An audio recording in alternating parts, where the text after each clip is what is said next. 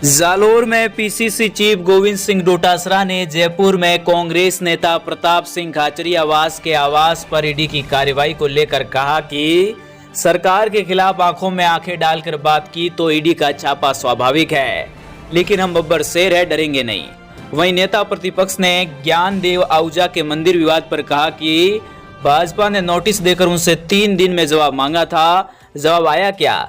PCC chief Govind Singh Dotasra और नेता प्रतिपक्ष टीकाराम जूली ने मंगलवार दोपहर 1 बजे जालोर में संजय नगर स्थित नवनिर्मित राजीव गांधी भवन कांग्रेस कार्यालय का फीता काट कर उद्घाटन किया। इसके बाद कार्यकर्ताओं का सम्मान किया गया। डोटासरा बोले, विपक्ष को डराकर आवाज दबाई जा रही है। गोविंद सिंह डोटासरा ने जयपुर में कांग्रेस नेता प्रताप सिंह खाचरियावास के आवास पर ईडी की कार्रवाई को लेकर कहा कि बीजेपी से जो भी व्यक्ति सवाल करेगा, आंख में आंख मिलाकर बात करेगा, हाँ में हाँ नहीं मिलाएगा तो उस पर इनकम टैक्स, ईडी, सीबीआई की कार्रवाई भी होगी। 11 साल में किसी भी बीजेपी नेता के खिलाफ ईडी का कोई केस नहीं हुआ। इन्होंने सरकारें तोड़ दी, मध्य प्रदेश, महाराष्ट्र की सरकारें तोड़ दी, भ्रष्टाचार किया, इनके किसी नेता पर कार्रवाई नहीं होती। किसी पर ईडी का केस हो और वो बीजेपी ज्वाइन कर ले तो उन पर कार्रवाई नहीं होती। हमें डराने धमकाने के लिए ईडी का प्रयोग किया जा रहा है, लेकिन हम बब्बर शेर है, डरने वाले नहीं हैं। विपक्ष को डराकर उसकी आवाज को दबाने का खेल चल रहा है। ये लोकतंत्र के लिए खतरनाक स्थिति है। आगे सुने। भाई साहब मोदी जी, आज मैं नाथ जी की पवित्र भूमि पे आपसे ये भी आग्रह करता हूँ कि ये वित्त मंत्री और मुख्यमंत्री का झगड़ा भी बेटो, ये किरोड़ी लाल जी का, आपका मुख्यमंत्री जी का झगड़ा भी बेटो, और ये जो महामहिम राज्यपाल जो जिला कलेक्टरों की बैठकें ले रहे हैं, महाराज अपने मंत्रियों को बाहर निकालो, एसी भवन से बाहर निकालो, उनको कहो कि आप जाओ, आपके अधिकार सीज हो गए, उनको पता ही नहीं चल रहा। वो तो एक गाड़ी मिल गई, एक बाबू मिल गया, और 2-4 कोई सड़क के ऊपर कहीं जाते हैं तो मारा बनाने वाला भी मिल जाता, उसी में मस्त हो गए। हद हो गई। ये प्रजातंत्र है क्या?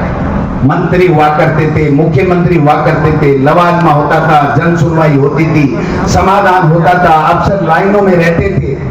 एक पूर्व मुख्यमंत्री, 2 बार के मुख्यमंत्री, इतने वरिष्ठ नेता को एक एक्शन को सस्पेंड या एपीओ कराने के लिए ट्वीट करना पड़ा, और उसके ट्वीट करने के बाद में दूसरे दिन मुख्यमंत्री कहता है कि कुछ लोगों को ट्वीट खेलने की आदत पड़ गई।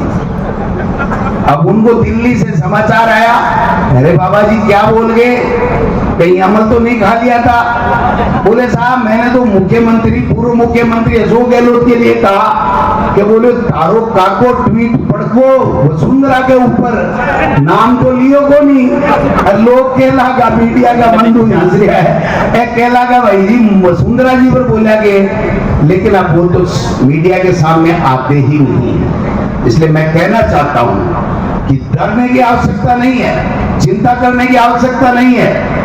हम निडरता के साथ में इनके गलत नीतियों का विरोध भी करेंगे, जरूरत पड़ेगी तो दोबारा आएंगे, लेकिन हम सब साथ बैठ करके लोगों के बीच में जाकर के लोगों के सुख दुख में भागीदार बनेंगे तो आने वाले समय में कांग्रेस पार्टी को न यहां रोक सकता है कोई, न दिल्ली में रोक सकता है। ये बात मैं निवेदन करना है।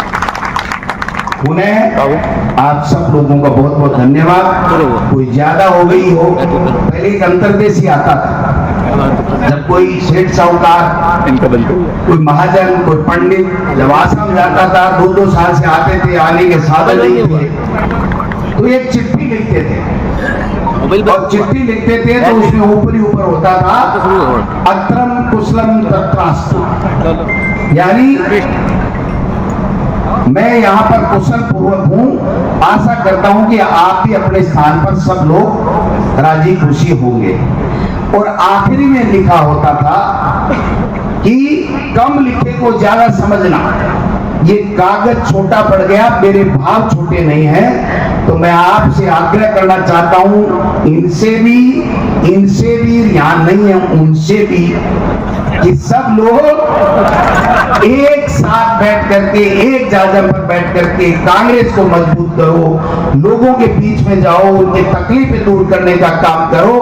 आपकी राजनीति को कोई नहीं रोक सकता है। आज आप सरकार में भी आओगे और ये भारतीय जनता पार्टी की सरकारों के जाते के पैर दिखेंगे, मैं आपको बता रहा हूं, जाते के पैर दिखेंगे।